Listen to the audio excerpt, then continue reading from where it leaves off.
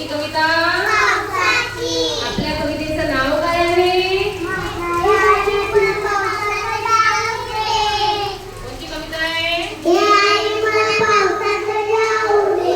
Very good. या आई मला पावसात पाऊस चालू आहे का बाहेर? दाखवा. दिसला? हा, छान पाऊस चालू आहे. चला स्टार्ट करूया काय? म्हणूया मग म्हणायचं. ए आई मला पावसात जाऊ दे. एक तास ग बिजुली चिंब चिंब होऊ दे. ए आई मला पावसात जाऊ दे.